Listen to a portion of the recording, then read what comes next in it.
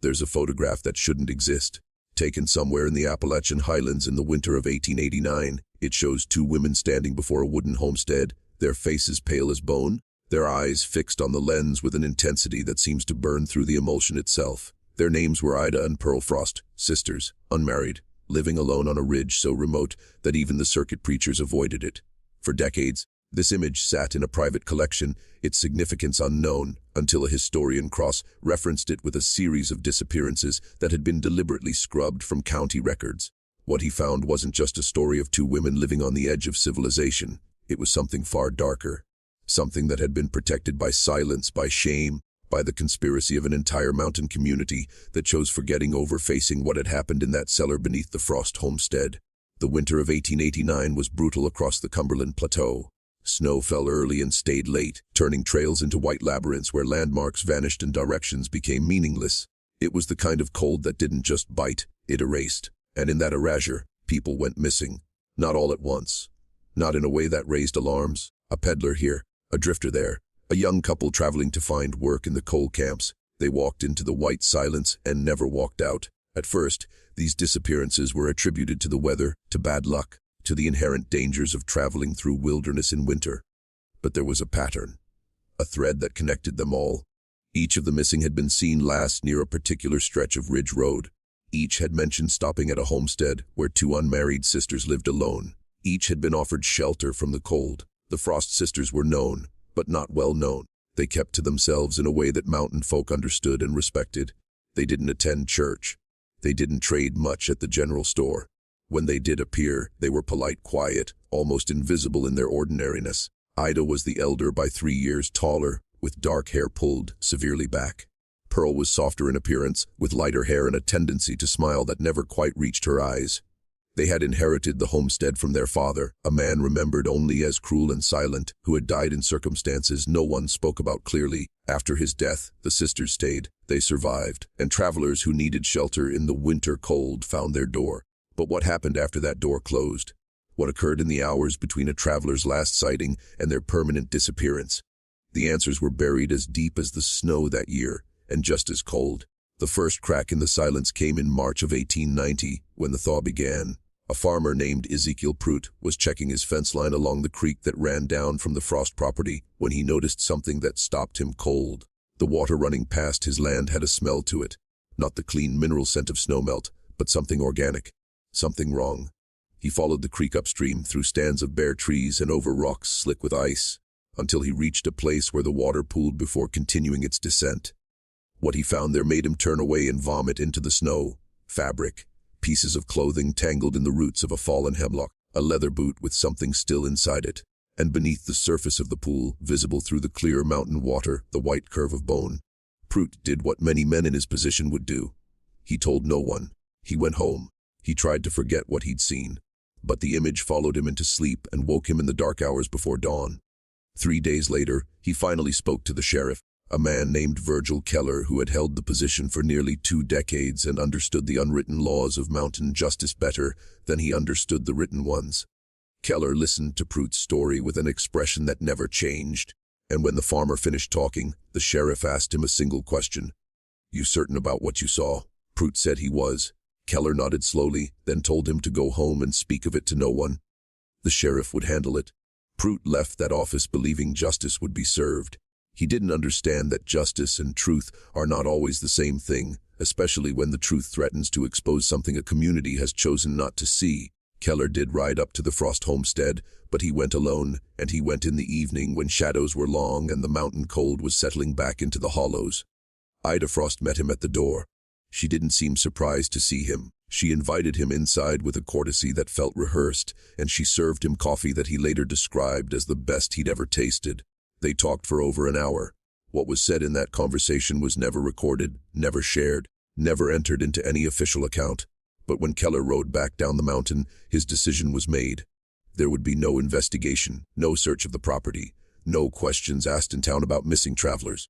The disappearances would remain what they had always been: unfortunate accidents, victims of harsh weather and dangerous terrain, the price of movement through an unforgiving landscape. But Ezekiel Pruitt wasn't satisfied. He began asking questions quietly. carefully, speaking to other farmers and merchants who might have noticed patterns in the comings and goings along that ridge road. What he discovered was that he wasn't the first to suspect something. Others had noticed. Others had wondered. But no one had spoken because speaking meant accusing, and accusing meant confronting, and confronting meant potentially learning something that could never be unlearned. There was a collective agreement to look away, to accept the official explanations, to protect the fragile social order that kept isolated communities functioning. The truth was dangerous not because of what it was, but because of what it would require them to do about it. And so the winter passed into spring, and spring into summer, and the Frost sisters remained in their homestead on the ridge, alone with whatever secrets lay beneath their floorboards. The thing about secrets in small communities is that they don't stay buried. They ferment. They change shape.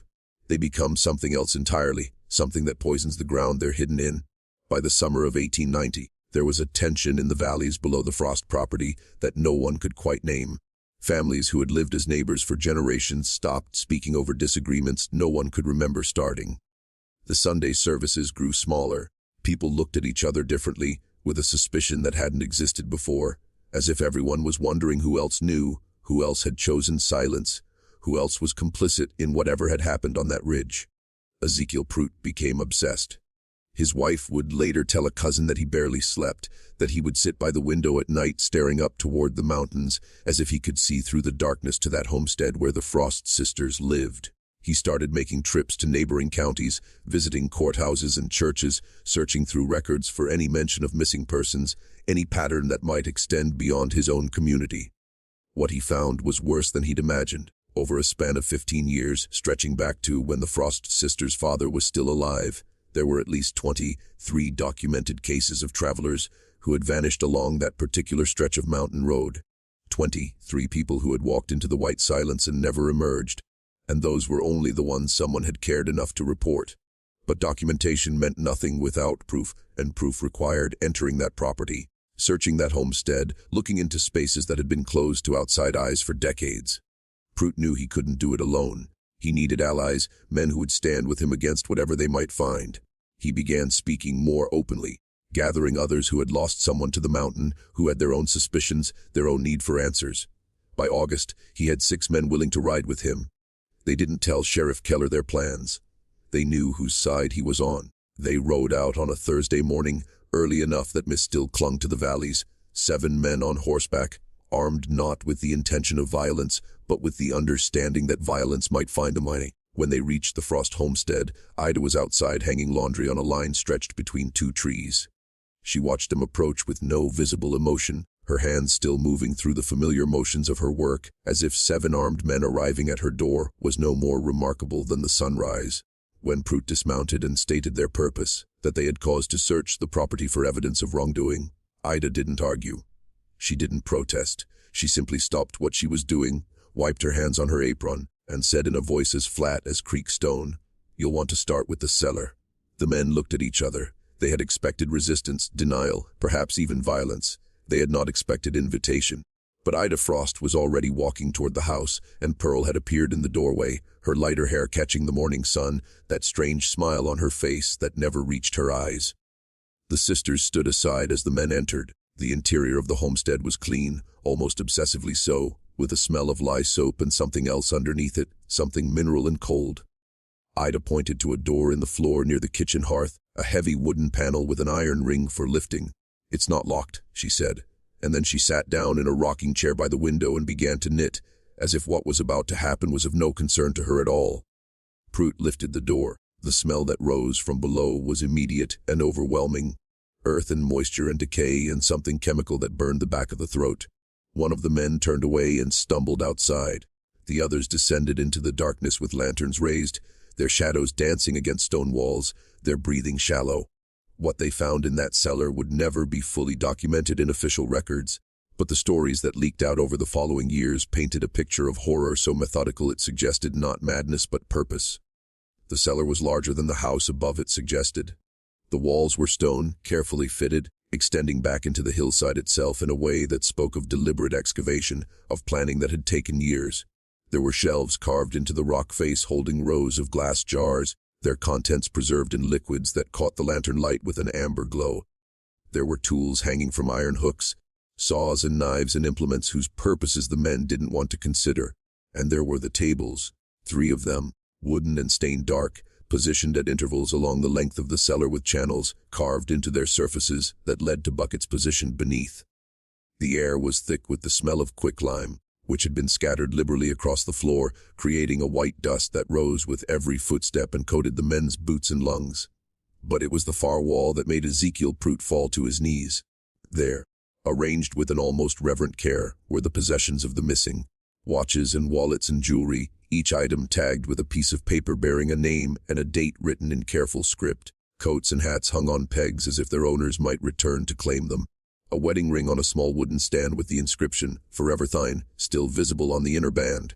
23 names, 23 dates spanning 15 years. 23 lives reduced to artifacts in a collection that had been curated with the precision of a museum display. The men stood in that underground chamber and understood that what had happened here wasn't the work of desperation or survival.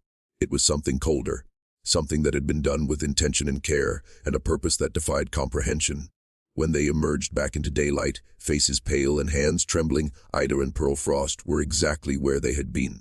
Ida still knitting, Pearl now sitting beside her, both women calm as if the world hadn't just shifted beneath everyone's feet. Prout asked the only question he could form, "Why?" Ida didn't look up from her needlework. Her voice when she answered was conversational, almost pleasant. "Daddy needed help with his work. After he passed, we continued it. Someone had to." Pearl nodded in agreement, that strange smile never wavering. "They came to us," she added softly, "cold and hungry and desperate. We gave them warmth, we gave them purpose. We gave them to the mountain." The men wanted to understand this as insanity, as the fractured reasoning of minds broken by isolation and abuse. But there was something in the sisters' demeanor that suggested otherwise. They weren't delusional. They weren't detached from reality. They understood exactly what they had done, and they had done it with the same methodical care one might bring to any other craft or calling. Their father, it would later be discovered, had been involved in medical experimentation of the most primitive and brutal kind, a failed physician who had come to the mountains to escape censure and continue his work away from civilizing eyes. He had taught his daughters to see human bodies not as sacred vessels, but as material, as resources, as objects of study and utility. And after his death, they had continued his practices not out of madness, but out of a twisted sense of duty, of carrying forward a legacy they believed held meaning. The men bound the sisters' hands and prepared to take them down the mountain to face whatever justice the law could provide. But before they left, one of the men, a young farmer named Thomas Webb, whose brother had disappeared 3 winters prior, asked about the jars on the shelves, the ones filled with amber liquid. What were they preserving? Ida looked at him with eyes that held no shame, no remorse, only a kind of pride. "The best parts," she said simply. "The parts Daddy said held the soul, hearts and eyes and pieces of the brain. He believed if you preserved them properly, you could study the essence of a person, understand what made them themselves. We've been continuing his research," Pearl added, almost cheerfully. "We've learned so much." The ride down the mountain was silent except for the sound of hooves on stone and the occasional sob from one of the men who couldn't contain what he'd witnessed. The Frost sisters rode between them, neither struggling nor speaking, their faces serene in the afternoon light as if they were simply traveling to market rather than toward judgment and rope. The trial, if you could call it that, lasted less than 3 days. The county prosecutor was a man named Harlan Briggs who had built his career on land disputes and property theft, not murder, and certainly not murder of this scale and nature. He stood before a courtroom packed with people who had come from 6 counties away to see the Frost sisters, to witness the faces of women who had done the unspeakable, and he fumbled through a case that should have been straightforward. The evidence was overwhelming. The cellar spoke for itself. The preserved remains, the documented possessions, the sisters' own admissions. It should have been the easiest conviction in the history of the county. But something strange happened in that courtroom, something that reveals as much about the community as it does about the crimes themselves.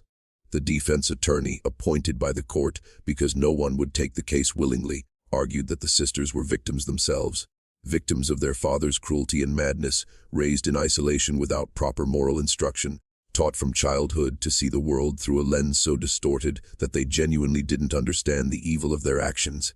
He brought in a doctor from Knoxville who testified about the effects of prolonged abuse on the developing mind, about how children raised in extreme circumstances could grow into adults incapable of normal moral reasoning.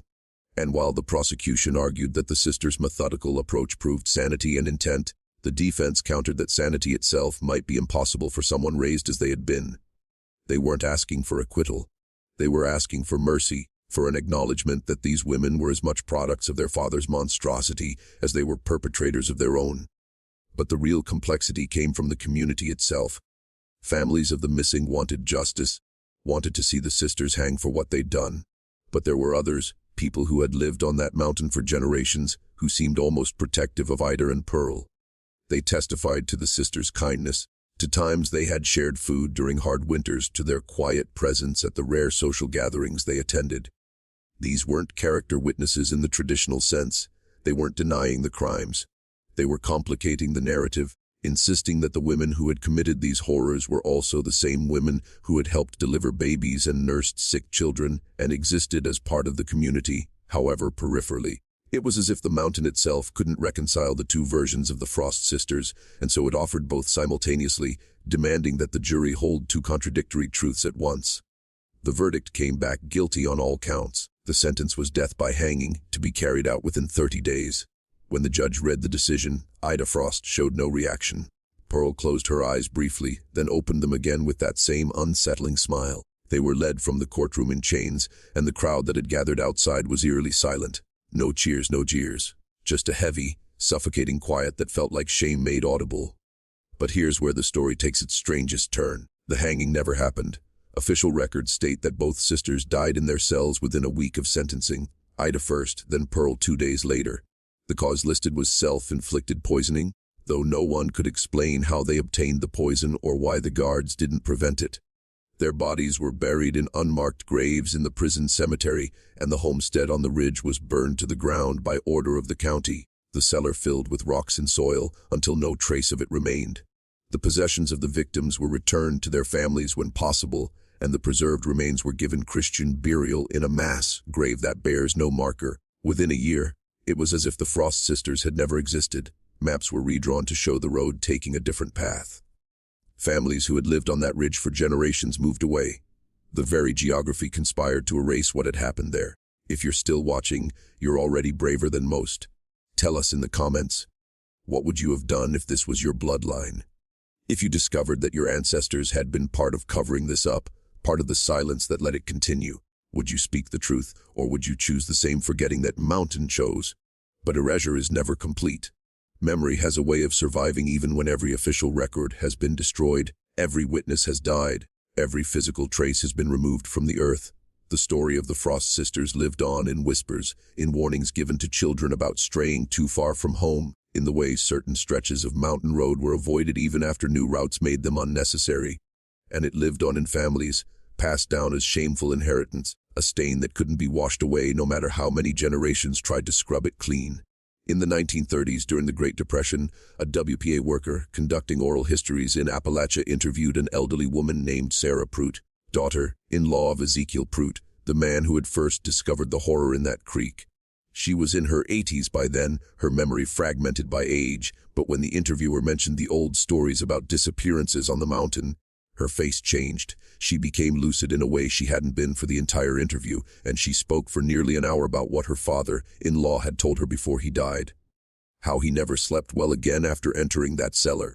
How he would wake screaming about jars filled with eyes that watched him, about the calm way Ida Frost had invited them to discover her crimes, as if she wanted to be caught, as if the secret had become too heavy even for her to carry. And Sarah said something else, something the interviewer almost didn't include in his notes because it seemed too impossible to believe. She said that Ezekiel Prout maintained until his death that the sisters hadn't poisoned themselves in that jail cell.